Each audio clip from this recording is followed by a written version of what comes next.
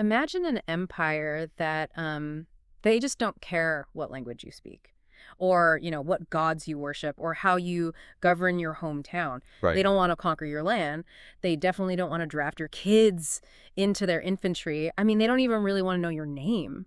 They just want a cut of your money. Yeah, exactly. Because for centuries, we've defined ancient greatness by this very rigid binary. We look at Rome, right, with its marching legions and universal laws, and we say, okay, that is how you conquer the physical world. Hmm. Or we look at Athens with its philosophers debating in the agora and say, well, that is how you conquer the intellectual world. But today, for this deep dive, we're looking at a civilization that realized the ultimate superpower isn't owning the board, it's owning the coal booths. It is, it's a complete paradigm shift. We are so heavily conditioned to look for those traditional markers of dominance, the territorial sprawl, the assimilation of conquered people. Right, the painting the map red kind of thing. Exactly. But the source material we're exploring today, it completely shatters that binary. We were talking about Carthage. Carthage. And the way we need to understand Carthage is not as the doomed rival just waiting in the wings for Rome to defeat them, which is honestly how they are usually framed in history classes. Always the bad guys with the elephants. Right. But we need to view them as an ancient blueprint for a highly modern, networked civilization. Which is so fascinating. And welcome to you, our listener, to another deep dive. We are thrilled you're here because our mission today is to fundamentally reframe our entire understanding of classical greatness. It's a big mission. It is. And here's the hook that just absolutely blew my mind when I was preparing for this conversation. The analysis we are working from today draws this profound running parallel between this ancient, sprawling Mediterranean empire and a highly contemporary figure. Yeah, this part is amazing. A modern individual named Mac. And the source describes Mac as a vibe alchemist. A vibe alchemist. Like an artist who navigates complex, intersecting identities using humor and connection and intense social agility to just thrive in spaces that weren't built for him. So the core thesis we are exploring today is this. Carthage is Mac as a civilization. It's a breathtaking comparison, really. Yeah. And it forces us to look at geopolitical strategy through the lens of social and emotional intelligence. Yeah. Just to set our stage here, we are talking about a time frame stretching roughly from 500 BCE to the city's ultimate destruction in 146 BCE. Okay, so a good few centuries of dominance. Oh, absolutely. Yeah. During that era, Carthage was the undisputed titan of the Western Mediterranean. They proved that peak civilization didn't just look like imperial roads or marble columns. It looked like ports, maritime logistics, and cultural hybridity. Okay, let's unpack this, because I want to pose the guiding question of this whole deep dive directly to you, the listener. Picture yourself navigating your own world, right? Your career, your digital networks, your social circles. How do you build a world system, a massive, globally influential empire, without becoming a traditional territorial superstate? How do you win the game without painting the map your color? That's the million-dollar question. So to understand how Carthage played a completely different game than Rome, we really have to start with the physical board itself, where they actually lived. Geography is absolutely everything here. I mean, if we connect this to the bigger picture, you have to visualize the north coast of Africa, near modern-day Tunis and Tunisia. Right. Carthage is situated on this prominent landmass, a peninsula jutting out into the Gulf of Tunis. But it's not just that they were on the water, right? Because when you look at the historical data, it's clear they had a massive environmental advantage over a place like, say, Egypt. Oh yeah, completely different mechanism. I mean, Egypt was essentially a massive single river system. The Nile was their clock, their calendar, their highway. Everything revolved around it. Exactly. If the Nile didn't flood properly, the entire civilization faced collapse. But Carthage had a totally different environmental fusion. How so? Well, they had a coastal Mediterranean climate, giving them unparalleled access to the sea, obviously. But they were also backed by incredibly fertile agricultural hinterlands in North Africa. So they could actually grow their own food. We're talking about massive estates producing grain, olives, and wine. So they aren't just this isolated island or a barren rock clinging to the coast. They have a massive breadbasket right behind them. Right. They can feed their cities and their fleets without having to import their daily calories. But the real magic, the thing that makes this geography essentially a cheat code, is where that peninsula sits in relation to Europe. It is the ultimate undeniable choke point of the ancient world. Like, look at a map of the Mediterranean. It looks like a giant bathtub, right? Huh. But right in the middle, it pinches closed. You have the coast of North Africa reaching up and the island of Sicily reaching down from Italy. The gap between them is incredibly narrow. Let me stop you there, though, because a modern listener might think, okay, the gap is narrow, just sail around it, sail further north or south, or just, go right through the deep water. Why couldn't ancient traders just bypass Carthage entirely? Because of how ancient maritime navigation actually worked. This is crucial to understand. Ancient ships, especially merchant vessels, were predominantly square-rigged. Okay, meaning what? Meaning they could not sail effectively against the wind. They relied heavily on diurnal winds, winds that blow off the land in the morning and off the sea in the evening. Furthermore, they didn't have compasses. Wow, right, no compasses. Yeah, they navigated by the stars at night and by landmarks during the day. Meaning they had to hug the coast. Exactly. Sailing into the open, deep water of the Mediterranean was essentially a death sentence if a sudden storm hit. You wanted to keep land in sight at all times. That makes sense. So if you were a Greek merchant in the East, trying to get your wine to the wealthy tribes in Spain, or if you were a Phoenician trying to move tin from the Atlantic back to the Levant, you could not sail straight across the open sea. You just sink. Pretty much. Yeah. You had to hug the coast, and that meant you had to funnel directly through the Strait of Sicily, which means you had to pass Carthage. Wow. Okay, so Carthage wasn't just sitting by the side of the road. They were the toll booth on the only highway that mattered. They weaponized their geography. I mean, they didn't ask the Roman question, which is, how do we march an army inland and dominate every single group of people directly? Right. Instead, they asked, how do we position ourselves at the absolute center of exchange? How do we make sure that no matter who is trading what, a piece of that wealth flows through our harbor? I couldn't help but think about board games when I was looking into this source material. Like, if Rome is playing Monopoly, where the entire goal is to buy up all the property, force your opponents into bankruptcy, and establish total territorial ownership, then Carthage is playing Catan. They aren't trying to own the whole board. They just want to build their settlements on the specific ports and the specific intersections between the hexes. They want the access to the ore and the wheat. Access over ownership. Is that a fair way to look at it? It's a phenomenal analogy because it explains the exact mechanism of their power. In Catan, the player who controls the trading ports dictates the economy of the entire game. Right. Carthage's organizing principle was connection itself. And they built a physical infrastructure to handle that connection that honestly sounds like a sci-fi movie. We really have to talk about the harbor. Oh, yes, the double harbor, the Kothon, because the text goes into great detail here. Picture this. You are a foreign merchant sailing toward Carthage. You don't just pull up to a wooden dock. Oh, no. You enter a marvel of ancient engineering. The Kothon was essentially an artificial excavated harbor system divided into two massive sections. Okay.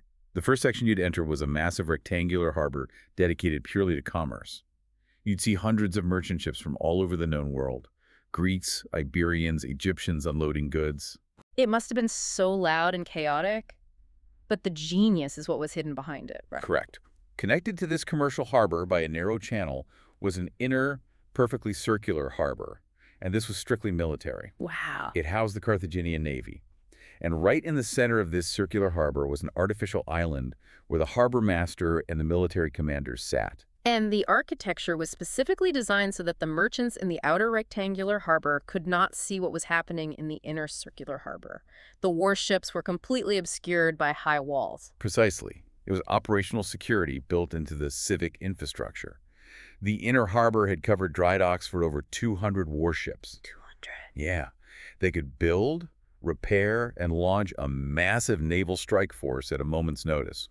And the foreign guys sitting in the commercial harbor would have absolutely no idea until the ships came pouring out of the channel. It's like having your bustling public retail storefront right next door to your highly classified Black Ops security compound and perfectly integrating the two. Yeah. And towering above all of this was the Bursa Hill, the citadel. This was the administrative and religious heart of the city. When you look at the layout, you realize this wasn't just a place where people organically happened to build houses over time. No, not at all. It was a machine, an imperial node designed for rapid naval response, massive trade intake, and total logistical control. Which brings us to the actual mechanics of what they were controlling. Because sitting on a choke point is useless if nothing is actually flowing through it. And this is where we transition from Carthage the city to Carthage the economic world system. Right. And to understand that, we have to recognize they didn't invent this maritime trade culture out of thin air. They inherited an incredible foundation from their ancestors. They were originally a colony of the Phoenicians. The Phoenicians, originating from the Levant, modern-day Lebanon, were the master sailors of the early Iron Age. They were the ones who really cracked the code on sailing, right? They did. They gave the Mediterranean the alphabet. They gave them advanced sailing techniques. But Carthage took that Phoenician blueprint and scaled it into a Western Mediterranean monopoly. Let's actually trace this out, because the sheer volume of what they were moving is staggering according to the sources. The records indicate they were trading tin, silver, gold, iron, textiles, ceramics, luxury items, fish, and grain. Let's take tin, for example. A very important commodity. Tin is required to make bronze. It's incredibly valuable. But tin doesn't just, wash up on the beach in North Africa. Far from it. Much of the tin came from the far north, places like Britannia, modern-day Cornwall in England. Okay, stop and think about the logistics of that for a second.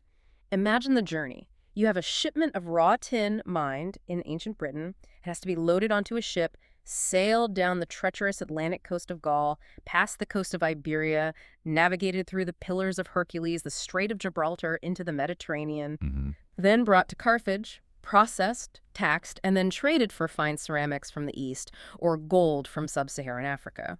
And they are doing all of this without computers, without telegraphs, without even a standardized universal fiat currency for much of their early history. It's wild to think about. It required an immense network of trust, contracts, and logistical management. I mean, how do you ensure the ship captain doesn't just steal the tin? Right. How do you ensure the price holds? You do it through system-level economic design. Yeah. And this is where their technological achievements really shine. The evidence shows that Carthaginian technology was about refinement, not necessarily inventing things from scratch. So they weren't necessarily the guys coming up with the very first boat, but they were the ones who figured out how to build 500 of them identically and manage the fleet. Exactly. They refined shipbuilding to an industrial scale. Yeah. They refined harbor engineering. They refined agricultural yield management, so they always had a surplus to feed their workers. And they refined long-distance commercial organization. They essentially invented the concept of supply chain dominance. They really did. Here's where it gets really interesting, because the more you look at this, the more Carthage feels incredibly modern. They were acting as the broker for entire continents. Yeah. They recognized that true wealth isn't just digging silver out of the ground yourself. Wealth is being the guy who transports the silver, insures the silver, taxes the silver, and provides the port for the silver to be sold in. It's almost like looking at a prototype for the Dutch East India Company or the British Empire just thousands of years early. And we have to consider the psychological and sociological impact of this scale. What does it do to a society to be the focal point of all this global movement? It changes everything. It does. The city of Carthage was incredibly dense, cosmopolitan, and wealthy. They had multi-story apartment buildings centuries before Rome was famous for them. Picture yourself walking through the streets of that city at its peak. It's a sensory overload. Yeah. You aren't just hearing Punic, the local language. You're hearing Greek, Iberian dialects, various North African languages. Oh yeah, the smells, the sounds. You're seeing merchants from Egypt arguing over the price of Iberian silver with sailors from Gaul. It is intensely hybridized. But here is the massive critical distinction between how Carthage managed this diversity and how Rome managed it. It really comes down to the concept of assimilation. Right. Because if Rome conquered your territory, eventually the goal was to make you Roman. They wanted you to wear the toga, speak Latin, engage with Roman law, and adopt their civic identity. They forced cultural integration. But Carthage, they didn't really care, did they? Not in the slightest. Carthage forced economic participation, not cultural uniformity. If you were a tribe in Iberia that fell under Carthaginian influence, Carthage didn't send administrators to teach you how to eat Carthaginian. They sent a tax collector and a harbor official. Just pay up. Exactly. They said, keep your gods, keep your language, keep your local chiefs. Just make sure your silver flows through our port and make sure you provide troops when we ask. It's the ultimate transactional relationship, which, sounds incredibly efficient and tolerant on the surface. But a machine built purely on efficiency, extraction, and elite control has a massive shadow side. If you weren't one of the wealthy merchant princes sitting in the inner harbor, what was life actually like? This is where we have to peel back the gleaming veneer of the cosmopolitan city, because the wealth of Carthage rested on a highly stratified hierarchy. Let's look at the mechanics of their governance. Carthage was an oligarchic republic. Okay, let's break down that term oligarchic republic, because republic makes us think of democracy, right? We think of voting, but oligarchy means rule by a few. How did that actually function in reality? Think of it less like a modern democracy and more like a modern corporate board of directors. Oh, that's a good way to look at it. Yeah. At the top, you had two chief magistrates called the suffets. They were selected annually, somewhat similar to Roman consuls. Below them was a senate, or council of elders, which held the real day-to-day power. And there was a citizen assembly that had some voting rights, particularly if the suffets and the senate disagreed. But the catch is who actually got to be in that senate or run for suffet, right? Right. It wasn't the common sailor or the grain farmer. No, it was entirely determined by wealth. In Rome, political power in the Senate was largely tied to ancient landowning aristocratic families, the patricians. But in Carthage, power was tied to commercial success. So money talked. Loudly. It was an aristocracy of merchant princes. Money literally bought political influence. If you controlled the silver trade or the tin route, you had the wealth to secure a seat at the table. It's fascinating because the great Greek philosopher Aristotle actually wrote about the Carthaginian constitution, and he praised it. He did. Aristotle valued stability above almost anything else in a political system. And he noted that Carthage's system was remarkably stable. The wealthy elites checked and balanced each other. There were very few violent tyrants or massive populist uprisings for much of their history. The board of directors kept the company profitable and stable. But there is a glaring structural weakness here, especially when you compare it to Rome. Carthage lacked a broad, egalitarian citizenship model. This is the fatal flaw in the transactional empire. In Carthage, being a citizen mattered immensely, but citizenship was fiercely guarded and restricted mostly to the inhabitants of the city itself and a few closely tied settlements. So what about everyone else? The vast, vast majority of the empire, the millions of Iberians, Numidians, and Libyans, were not citizens. They were subjects. They paid tribute. Rome, on the other hand, figured out that if you conquer a neighboring Italian tribe and then offer their elites Roman citizenship, you turn enemies into stakeholders. Yes, exactly. Rome built emotional and civic loyalty. Carthage built commercial contracts. And we'll see exactly how that plays out when the wars begin. But before we get to the wars, we really have to talk about the deeper philosophy that drove these merchant princes. What did they actually believe? That's a challenging question because Carthage didn't leave behind a massive canon of abstract ethics like Athens did. You aren't going to find a Carthaginian Plato writing dialogues about the ideal form of justice. They were too busy making money. Pretty much. Their philosophy has to be reconstructed from their actions and their religion, and their philosophy was purely, ruthlessly practical. What's fascinating here is that meaning came purely from sustaining the network. Sustaining the network. Exactly. Religion and commercial life were inextricably braided together. The major deities were Baal-Hamon, the chief god, Tanit, his consort, and the patron goddess of the city, and Melkart, a deity closely associated with navigation, trade, and colonial expansion. So you worship the gods to keep the ships from sinking and to keep the silver flowing. The ethical question wasn't, what is the ideal soul? It was, what keeps this city secure in a terrifying, unpredictable world? And that brings us to the darkest, most debated aspect of Carthaginian culture. The ultimate price they believed the gods demanded. We have to talk about the Tophet and child sacrifice. We do. And it's crucial that we approach this carefully, relying on the archaeological evidence, rather than just the lurid propaganda written by their Roman enemies. Right.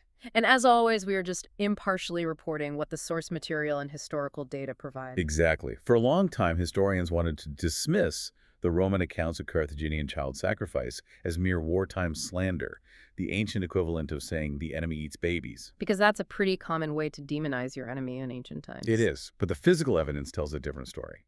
The archaeological excavation of the Tophets, these were specific sacred walled precincts in Carthage and other Punic settlements, reveals thousands of urns containing the cremated remains of infants and very young children. These weren't regular cemeteries.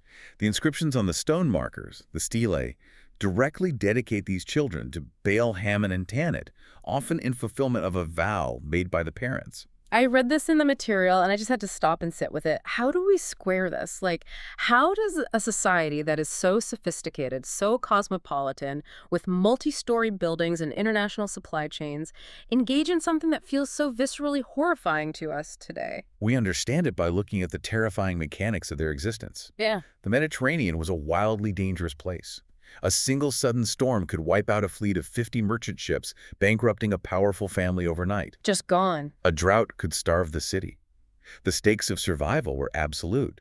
If your entire civilization's wealth rests on the whims of the wind, the sea, and the weather, you believe that the gods controlling those elements must be appeased. It's the ultimate, terrifying extension of a transactional worldview.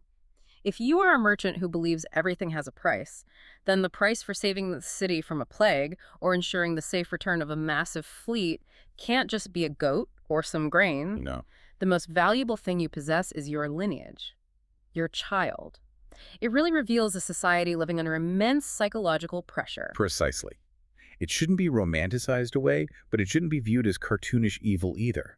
It was a mechanism of coping with extreme existential vulnerability. And ironically, the wealthiest families were often the ones expected to make these sacrifices.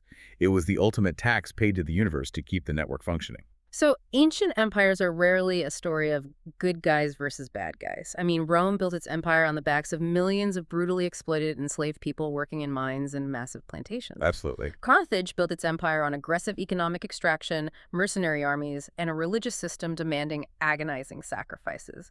Both played the same brutal game of ancient survival, just with different strategies. Which is why, to protect this massive, complex, extracting, and sometimes fragile network, Carthage had to produce a very specific breed of leaders. The system was brilliant, but it was brittle. And when that system was threatened, they needed extraordinary individuals to hold it together. Let's talk about the key players who ran this machine. And the historical data groups them beautifully. Let's start at the very beginning with the founders and the explorers. You have Dido, or Alyssa. She is the foundational myth, the legendary first queen of Carthage. The story goes that she fled the city of Tyre in Phoenicia after her brother murdered her husband. She sails across the Mediterranean with a group of loyal followers and lands in North Africa. And the legend of how she actually gets the land is just brilliant. She asks the local Berber king for just as much land as an ox hide can cover. The king laughs and agrees, thinking it's nothing. So Dido takes the ox hide, cuts it into the thinnest possible strips, ties them all together, and encircles the massive hill that would become the Bursa, the citadel of Carthage. Whether that specifically happened or not, it tells us how the Carthaginians view themselves. They didn't see their origin as a story of brute military conquest. Rome's founding myth is Romulus and Remus, raised by a wolf, steeped in fratricide and violence. Right, Rome is built on blood. Exactly. Carthage's founding myth is about outsmarting the opponent.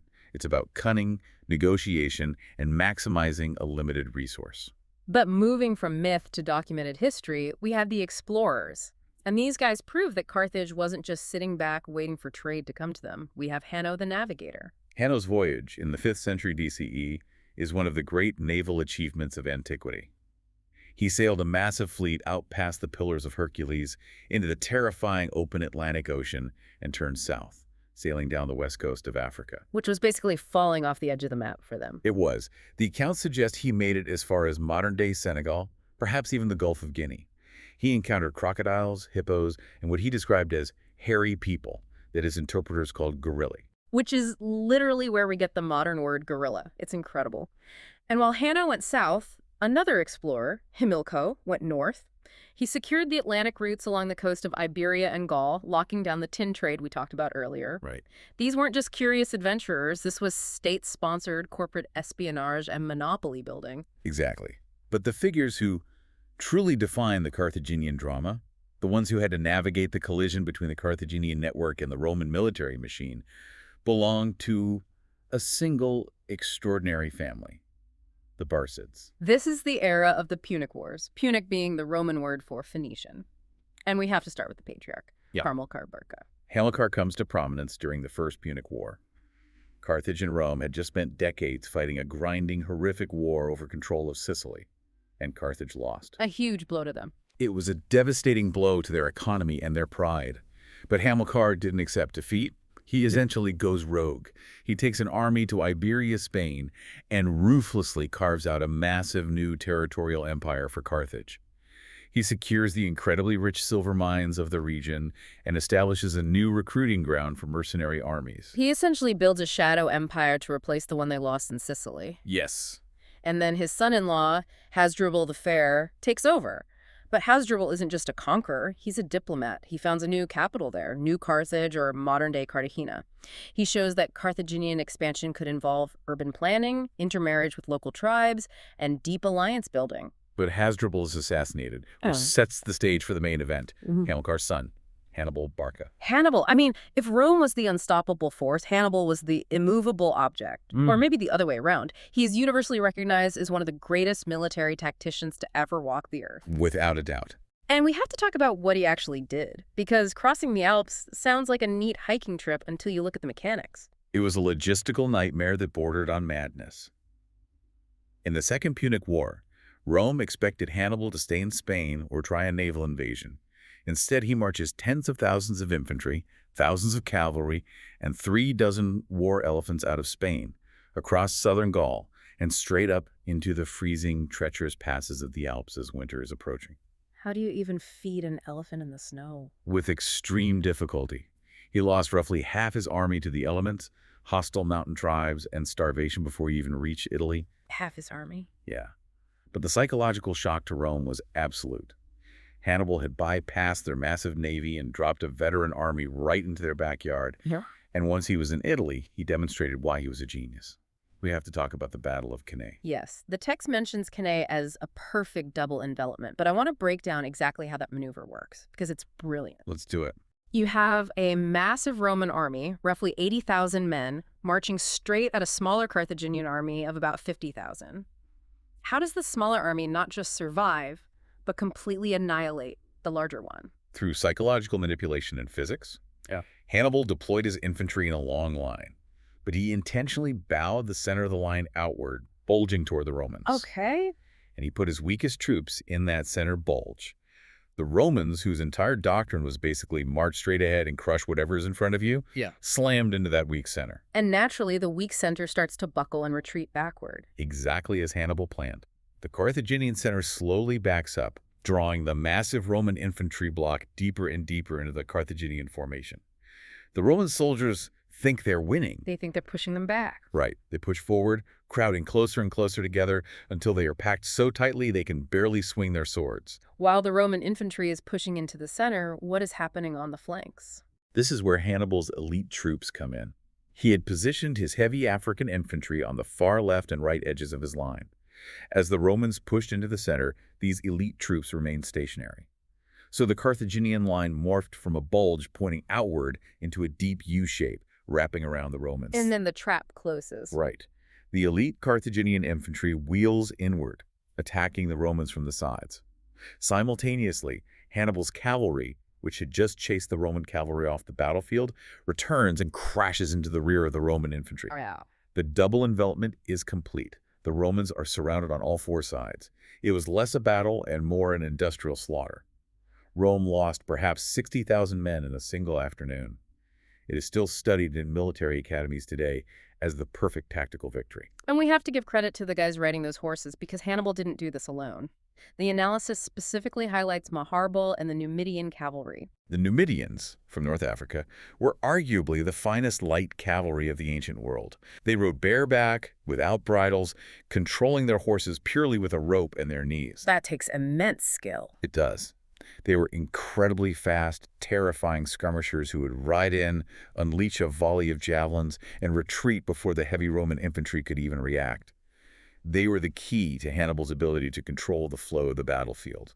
In fact, there's a famous story where Maharbal, right after the slaughter at Cannae, rides up to Hannibal and urges him to march the army directly on the city of Rome itself. He supposedly says, "In 5 days, you will die in the capital." But Hannibal refuses. He thinks he needs siege equipment, or he thinks Rome will surrender politically after such a defeat. And Maharbal replies with this legendary quote, "You know how to gain a victory, Hannibal, but you do not know how to use it." Which brings up a profound historical question and one of the great what-ifs. Right. I have an active question about this. Because looking at this from a modern perspective, if Hannibal is this generational genius, if he is dropping historic apocalyptic defeats on Rome in their own backyard, why didn't that translate to a final victory? Was the problem Hannibal's caution, or was the problem back home? The evidence strongly points to the problem being the front office back in Carthage. You have to remember what we discussed about their governance. Carthage was run by a senate of wealthy merchant princes. War, to them, was a balance sheet. It was a tool to protect trade routes, not necessarily a totalizing crusade for global dominance. So while Hannibal is fighting an existential total war for survival in Italy, the politicians back home are fighting a limited liability war. Precisely. They hesitated. They were jealous of the Barcid family's immense power. They sent reinforcements to other theaters like Spain or Sicily, instead of giving Hannibal the overwhelming force he needed to finish Rome. Hannibal lacked the institutional backing of a unified, deeply committed state. He was a brilliant network node operating without the full support of the server. Okay, this exact tension between being a brilliant, adaptable connector out in the world and facing a rigid system that doesn't fully support you. This brings us to the most unique, the most surprising, and honestly the most brilliant part of the material we are analyzing today. The profound parallel drawn between the Carthaginian Empire and the modern individual named Mac. This is where our analysis elevates from a straight historical summary into a really deep sociological and personal reflection. It forces us to look at the emotional mechanics of existing as a connector. So let's look at how the data describes Mac. He is described as playful, charismatic, creative, and highly socially adaptive. He is called a vibe alchemist. He is the bartender of the Soul Lounge. But we also have to look at the tension Mac navigates. He struggles with being reduced to simple labels by the world around him. He is constantly navigating the complexities of Black identity, the duality of being seen as a nerd or a jock, and dealing with the exhaustion of social performance. Right. He turns themes of vulnerability, shame, and resilience into personal style and music. And then the analysis makes this incredible assertion: Carthage is Mac as a civilization.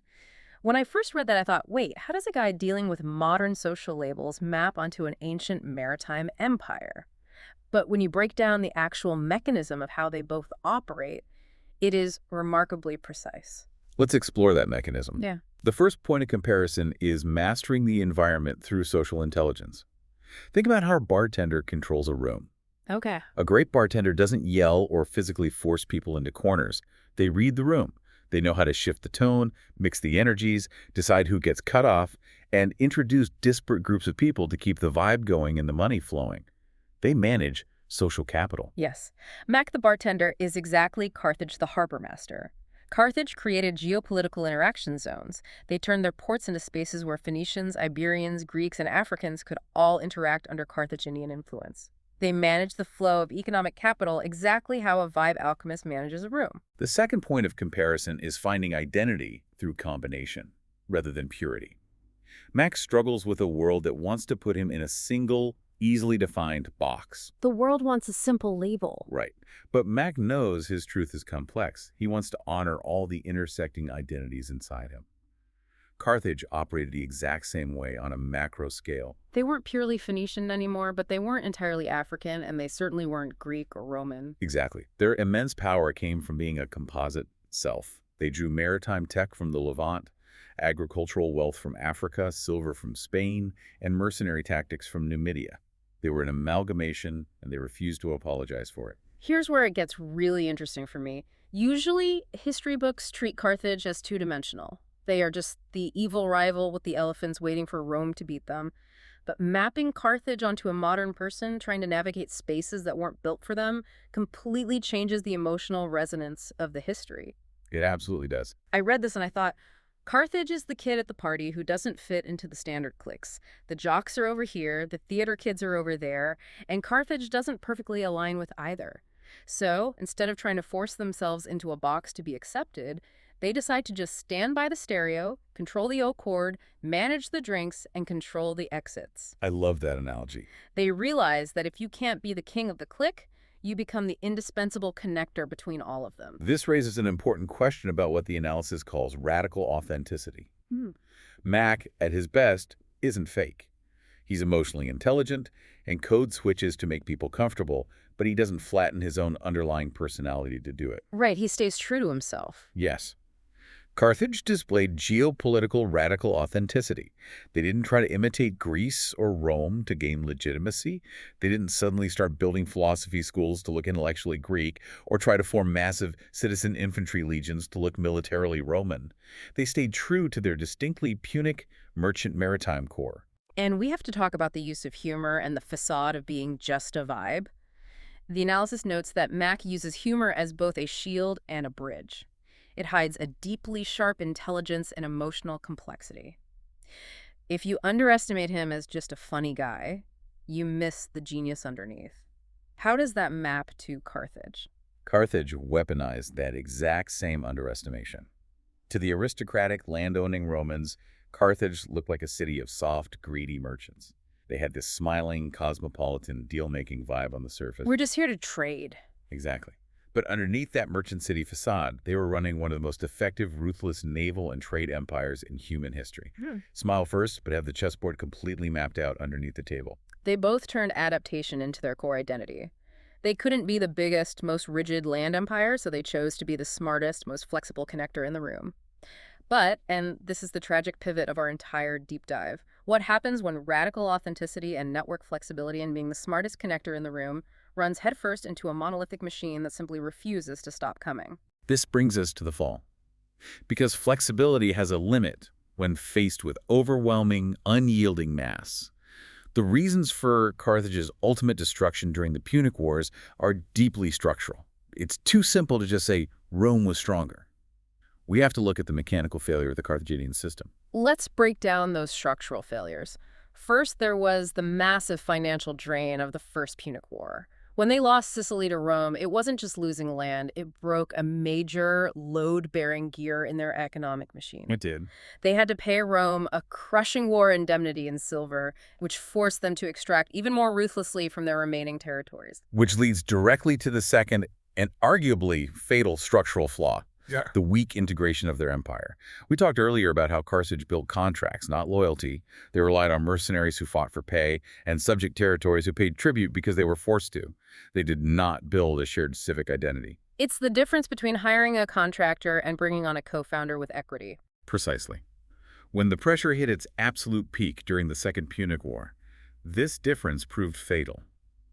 When Hannibal was rampaging through Italy, slaughtering Roman armies, he expected Rome's Italian allies to abandon Rome and join him. A few did, but the vast majority stayed loyal to Rome. Why?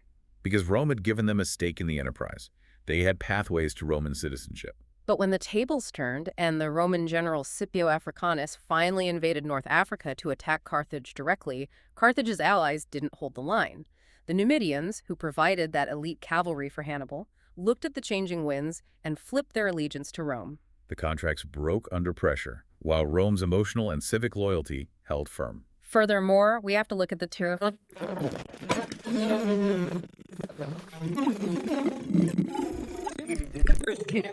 Rome was a land power. They didn't even have a real navy. Carthage ruled the sea. But early in the war, a Carthaginian warship ran aground and was captured by the Romans. This part is just incredible. And the Romans didn't just burn it, they reverse-engineered it. They did. And what they found is astonishing. Carthaginian ships were built using a system of prefabricated parts. The wooden planks literally had letters stamped on them, like ancient IKEA furniture, so shipwrights knew exactly how to assemble them rapidly. That is so advanced for the time. It is. The Romans took this Punic ship, copied the design, copied the numbering system, and mass-produced their own fleet in a matter of months. They learned, they adapted, and they possessed an almost pathological refusal to quit. Even when Hannibal wiped out a generation of young Roman men at Cannae, the Roman Senate refused to even negotiate. They banned public mourning. They simply raised new legions. It was flexibility versus endurance. Carthage was a brilliant, adaptive network that could absorb incredible financial damage and outmaneuver its opponents. But Rome was built for total, grueling psychological and physical endurance. And that endurance led to the apocalyptic finale, the Third Punic War, from 149 to 146 BCE. This wasn't a rivalry anymore. Carthage had already been reduced to a minor power. This was a decision by Rome for total annihilation. Yeah, the Roman senator Cato the Elder ended every single speech he gave, regardless of the topic, with the phrase, Carthago delenda est, Carthage must be destroyed. And they executed that destruction with chilling efficiency. Rome besieged the city for 3 years. When they finally broke through the walls, there was a week of brutal street-by-street, house-by-house fighting. The Romans leveled the city, enslaved the 50,000 surviving inhabitants, and completely erased the Carthaginian state from existence. It was total erasure. There's a famous myth that the Romans salted the earth so nothing would ever grow there again. That's a later invention, honestly. Salt was far too valuable to waste on the ground. But the reality was just as final. Decades later, Rome rebuilt a city on the same site, but it was Roman Africa. The physical geography survived, but the Carthaginian identity, the Punic culture, the vast maritime network, it was gone. The analysis we're reading explicitly points out a harsh truth. The system that fits the standard mold usually wins. Rome was bigger, more rigidly unified, and possessed a dominant, assimilating identity. So I had to push back here and ask you, based on this incredible parallel with Mac, is the lesson we are supposed to take away that adaptability, being a vibe alchemist, and holding on to a complex composite identity is fundamentally weaker than rigid, standardized domination? Does the bully always win? Not weaker. The historical data and the sociological analysis are very clear on this distinction. Not weaker, just playing a different game with different physics. Okay. Carthage was an adaptive, network-based, socially complex connector. Rome was a relentless, systematized, expansion-driven conqueror. When those two distinct models collide in a total war of annihilation, the one built purely for violence and endless endurance usually wins the physical battlefield. Right, because force is force. Exactly. History did not reward Carthage's unique build in the bloody end. But that violent end does not erase the sheer brilliance, the wealth, and the sophisticated civilization they maintained for over 5 centuries before that end. It doesn't mean the Carthaginian way of existing was invalid. It simply means the ancient world they lived in was unforgivingly brutal. Wow. So let's zoom out and recap this incredible journey for you, our listener. We started today with a mission to fundamentally rethink what classical greatness looks like. And we've discovered that the peak of ancient civilization wasn't confined to philosophy in the agoras or marble collars in the forum. It was also found in massive artificial ports, complex commercial contracts, unapologetic cultural hybridity, and unparalleled maritime logistics spanning from the Atlantic to the Levant. We saw exactly how Carthage operated as a massive breathing network, acting as the indispensable middleman of the Mediterranean. And we explored the profound, illuminating mechanics of the parallel between this ancient empire and the modern composite identity of Mac. How both found their unique power and radical authenticity, reading the Rome and navigating spaces that were not explicitly built for them. And finally, we witnessed the ultimate tragic clash, the collision between a civilization of connection and a civilization of relentless, monolithic conquest. And if we bring this all the way back to the present and connect it directly to you, the listener, the relevance is striking. Think about the specific spaces you navigate every single day.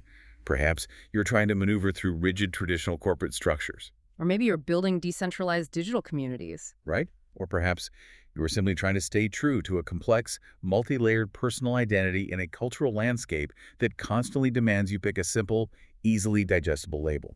The story of Carthage proved that you can build incredible power, wealth, and influence by choosing to be the connector rather than the conqueror. You can be the hub. Even if the broader traditional systems of the world are stacked against that model, the Carthaginian approach to existence, the Mac approach to existence, is a proven blueprint for thriving through adaptation, social intelligence, and radical authenticity. Which leaves me with a final lingering thought for you to mull over as we wrap up this deep dive. Look around at our modern, globalized reality today. Think about our hyper-focus on global supply chains. Think about multinational trade networks. Think about digital choke points, the algorithms that control the flow of information, and the deep cultural hybridity of the internet age. Our modern world looks a whole lot more like Carthage than it does Rome. We are currently living in a vastly networked, Carthaginian-style world system. So the question I want to leave you with is this. If we are Carthage, who or what is playing the role of Rome, just waiting in the wings to enforce its own rigid territorial dominance? Yeah. Thank you so much for joining us on this deep dive. Keep asking questions, keep connecting the dots, and keep exploring the messy, brilliant realities of the past.